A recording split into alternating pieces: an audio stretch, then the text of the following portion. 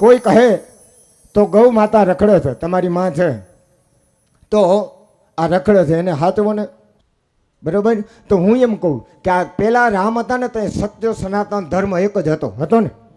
વેદ 18 પુરાણ વાંચી લ્યો, કોઈ બીજા ધર્મ નહોતા, સત્ય સનાતન ધર્મ એક જ હતો કે નહોતો? હે તો બધાયની માં ગાય છે ને બધાયના બાપ ગાય રાખતા કે નહોતા રાખતા? હે તો અમારો બાપ કનૈયો ગાયું રાખતો હતો, મારો બાપ વાછરો ગાયું રાખતો હતો, એટલા માટે મારી ગૌશાળામાં હું ગાયું રાખું છું.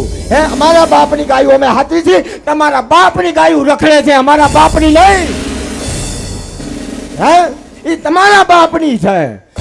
અરે વૃદ્ધા આશ્રમ છે, વૃદ્ધા આશ્રમ હલાવનારની માયું નથી, એ જેને દીકરા ને માયું મૂકી દીધી છે ને એની માયું છે. ગા બધાની માં છે, દીકરાને માં નથી માનતા ને એની માં છે, એ અમારી માં નહીં.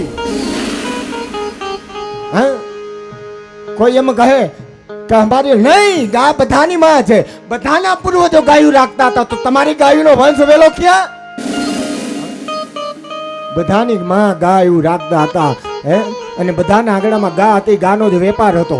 હે અને એમ કે અમારી માં તારી માં. હવે દાખલા તરીકે કોઈ એમ કહે કે જો વૃદ્ધાશ્રમમાં જાય, કઈ મૂકવા જાય કે અમારી માં નથી થઈ ને. હે એટલે જેને ધર્મ હોય, ભગવાન હોય, જેનું કોઈ ન હોય ભગવાન હોય, ભગવાન કેમાં હોય? જે વૃદ્ધાશ્રમ હલાવતા હોય, ગાયો અનાથ આશ્રમ હલાવતા હોય, ગૌશાળા હલાવતા હોય, એ જ ભગવાન થઈને બેઠા હોય અને એને જ પ્રેરણા કરી હોય કે અહીં અનાથ આશ્રમ કરી, વૃદ્ધાશ્રમ કરે. શું કામ? જગ છોડે ને એનો જગમનો નાથ સંભાળે છે, યાદ રાખજો. હે એ લઈને બેઠા હોય. એવી રીતે આપણી ગૌશાળા કે એ કોઈ પણ ભલે તમારી માં હોય પણ તમને ન થાય તો એ અમારી માં છે, મૂકી જજો.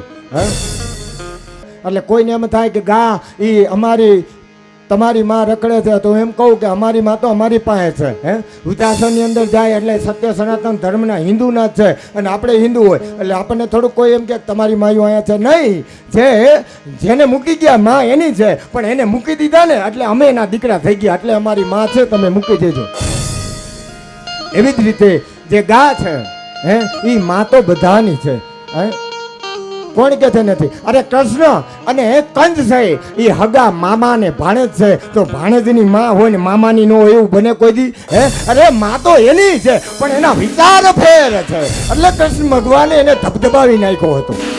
જે ગાયનો નહીં એ માયનો નહીં અને માયનો નહીં, એટલે કૃષ્ણ ભગવાને એને કોઈ દી રાય તાયરો નહીં. યાદ રાખજો, એને માર્યો છે. હા